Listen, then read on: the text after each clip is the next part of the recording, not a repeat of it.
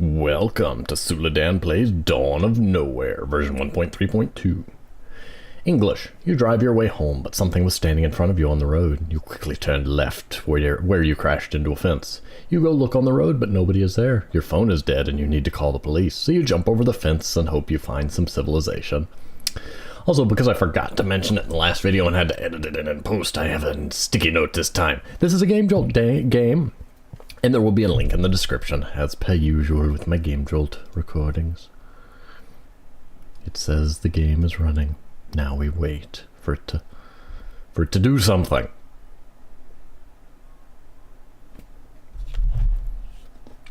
Yeah, oh, there it is. I don't know why it's... Oh, this is gonna be fun.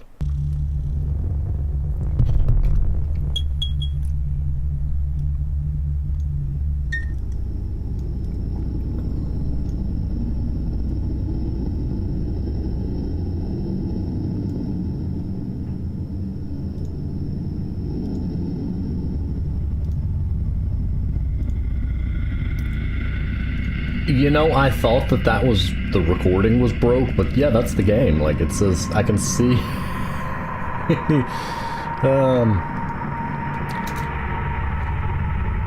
Okay, forcing the game into window mode did not fix anything. Give me a minute, I'm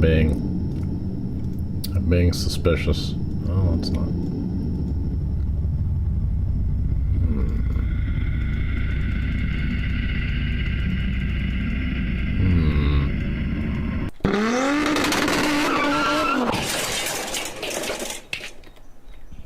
Almost got it that time.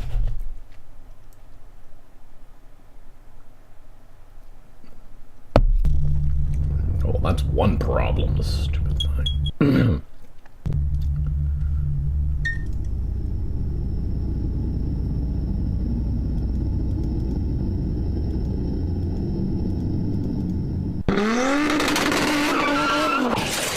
Gonna be one of those experiences.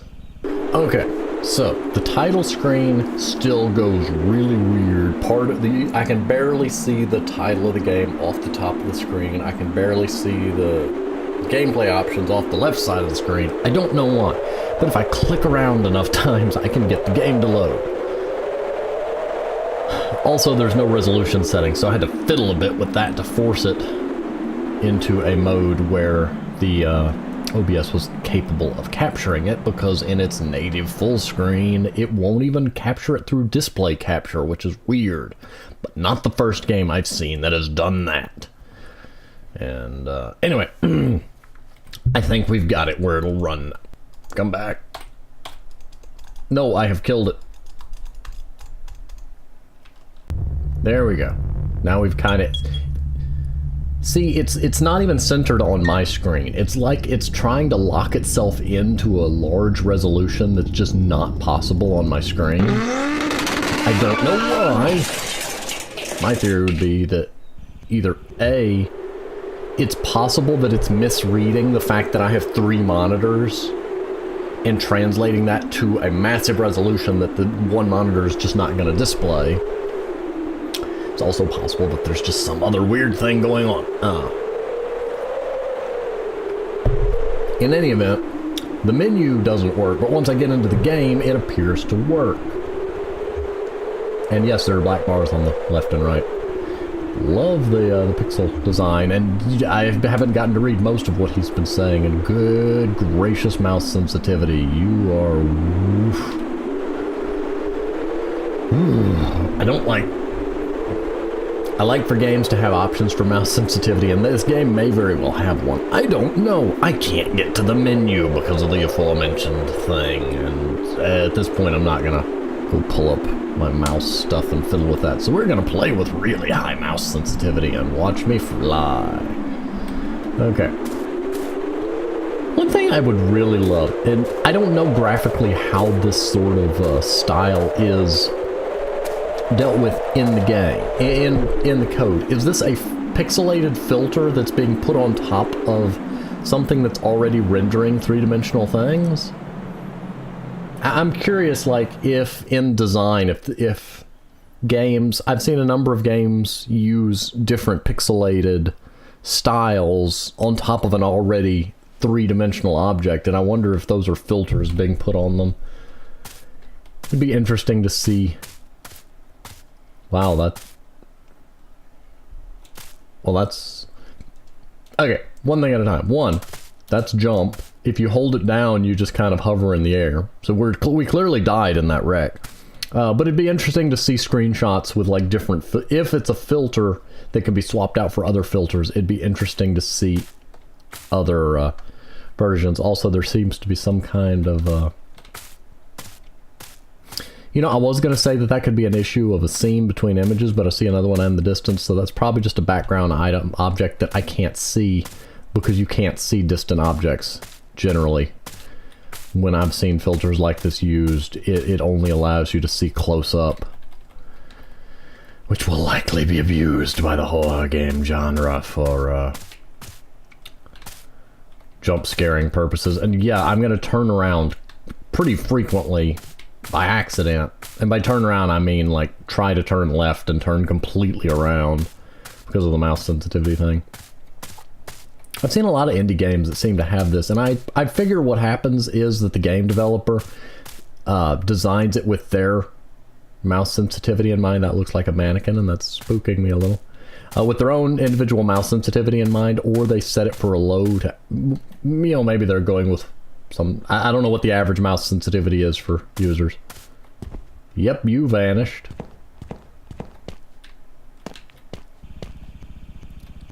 Yeah, it's too dark out here too.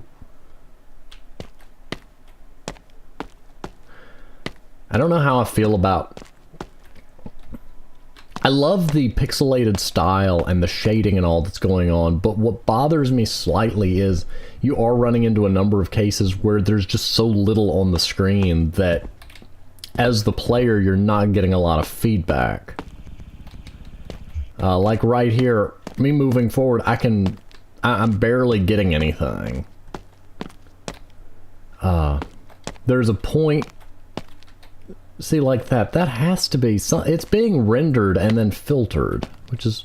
I'm sorry, that has nothing to do with my, like, reviewing or critique of the game. That's something that's always fascinated me. That is a tree. But there is a point where the detail level goes so minimal that the gamer can't really logic what's around them. Exclamation point, lightning bolt, that becomes really impossible to see when I get close, and then... Oh, good. Ooh, what is R? Oh, that's a button.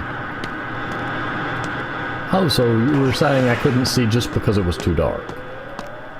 I can buy that. I can go with that. If that's what, as long as it's not the whole game that's overly dark, you know, that's workable. Okay, the fact that everywhere I turn there is a moon. I'm gonna go in the house where the moon can't find me, apparently.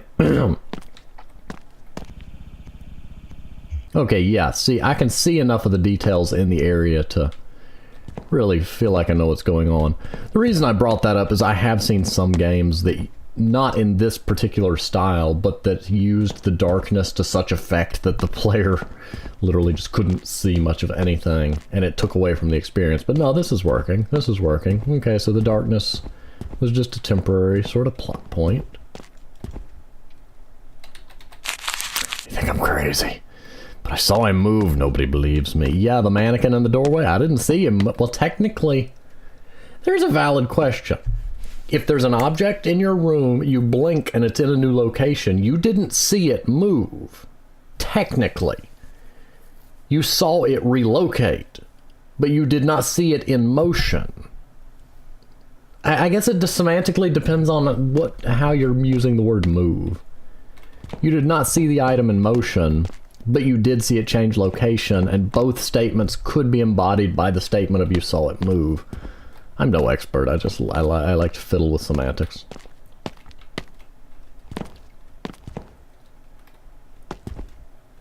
So that's crouching. And And the moon followed us inside. But it's really tiny now. Oh dear, good. Yeah. There's a moon on the roof. There also appears to be a little graphical twitch going on right there. Oh, I see. Oh, that's an effect that's always fascinated me. You've got two objects overlapping each other, and because their textures are both trying to render, it does a thing. When I tried 3D modeling years ago, I had issues with that. If I wanted to have two objects intersect, I had to make one object slightly, tiny bit smaller than the other one just to prevent that. I never figured out if there was actually a proper way to prevent that texture overlap issue. It was probably something simple I just didn't know to do.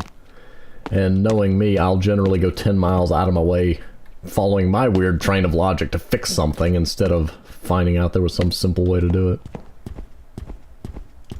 It's fun when you spend a whole weekend coding something to get around a problem, and then somebody looks at it and they're like, you know, you could have just done this, right? And I'm like, no.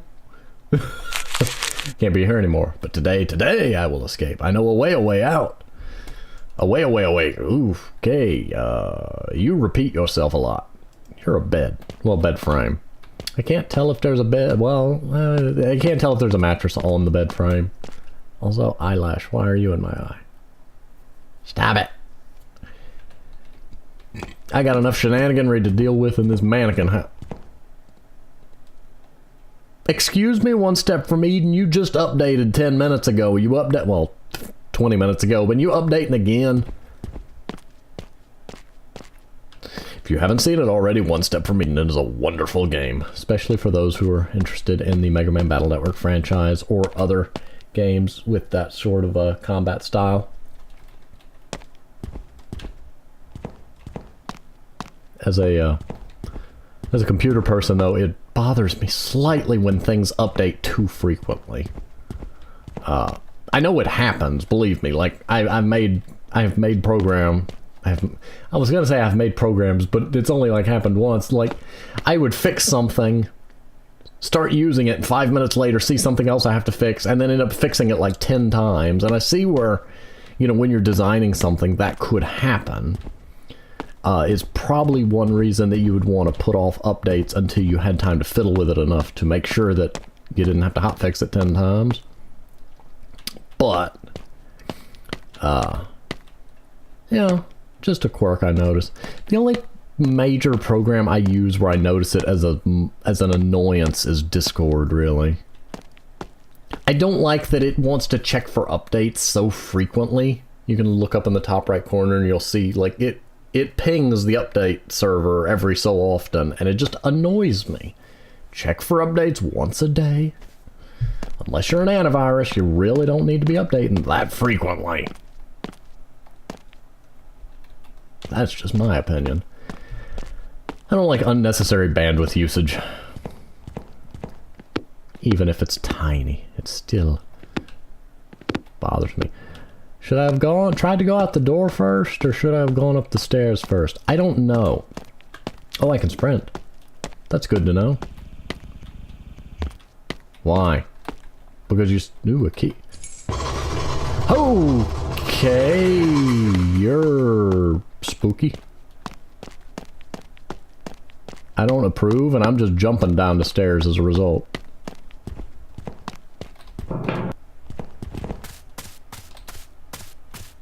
Creepy house. You can keep your manic. It's gonna be in front of me now, isn't it? Oh no, the power went out.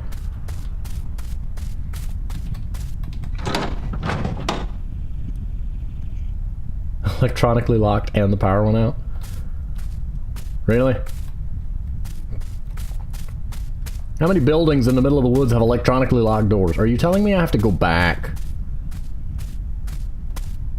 I feel like the game's telling me I have to go back through that house to go push the button again. Which is not a detail I find overly fond. Partly just because I don't want to go there. Very nice usage of sound, of audio spookums. I can't see.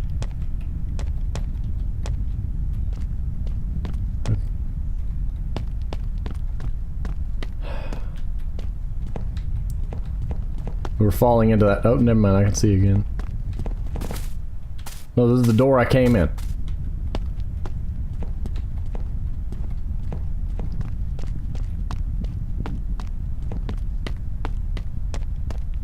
Okay, there's the door.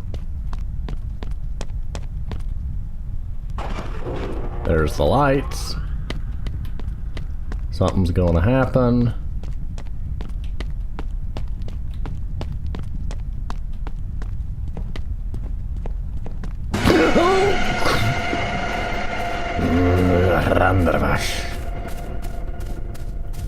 Didn't need that. Didn't need that. If I get there and the power goes out again, I'm gonna be aggravated. Yeah. Oh, there's more. I thought that. What? Is this a morgue?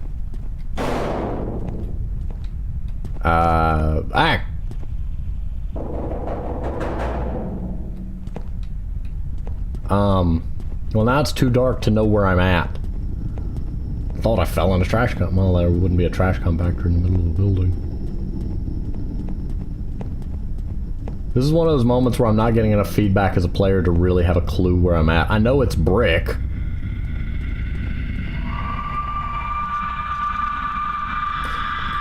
I was gonna make a Borderlands 2 joke about brick, but I don't like that sound. I mean, in a self-preservation-y sort of way, I don't like that sound. So I'm just gonna go this way. We're going deeper.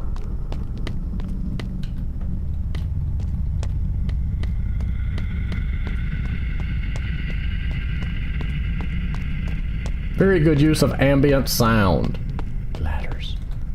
To be continued. So that's the end of the game.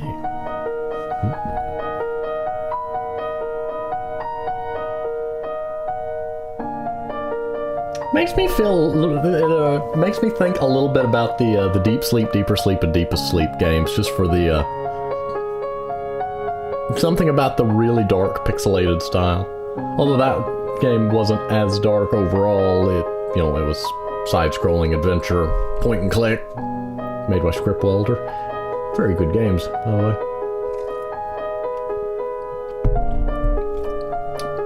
See, even the word then clipped off the side. My first recommendation would be to find out and fix whatever's going weird with your resolution detection, or offer a resolution selector. The game is made in Unity, so it does have the potential for the whole Unity startup box with the select resolution, select monitor, select graphical settings, etc. But see, the title screen is doing this, and I've tried forcing it into different resolutions, which generally it ignored my attempts at that. I used Shift Window to a little program that you can use to override and force windows into different alignments. It's what I used to have to use for League of Legends before they actually added a borderless window setting, because I didn't play League in full screen. I played it in borderless full screen, which basically meant that I could, alt-tab to other windows without it vanishing. I've got multiple monitors. I like to fidget with things. But I tried using that on this, and aside from being able to force it into the borderless full screen position, it's been unable to alter the resolution of the window.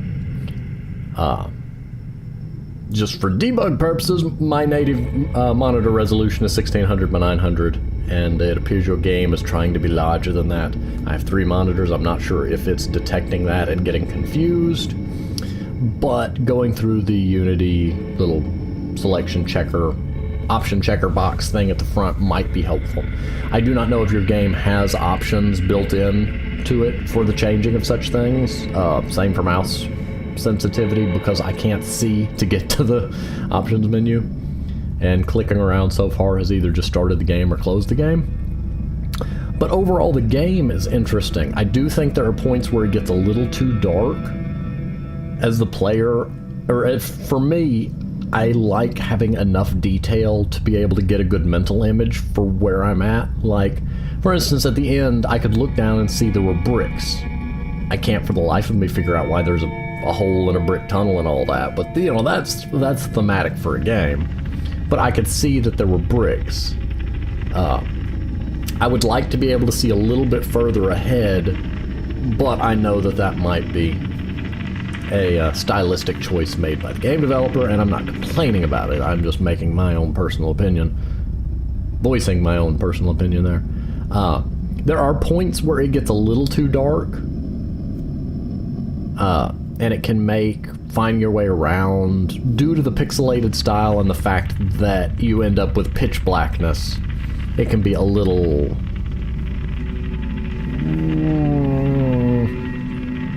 I'd call it a little annoying, but that feels like too strong of a word. The game as a whole, I'm intrigued by. Really good audio, really good, you know, usage of ambience, a really tense, and the atmosphere is really tense, and the idea is interesting. I would like to see, if it was me, a little bit more brightness, or a little bit more ability for the player to see.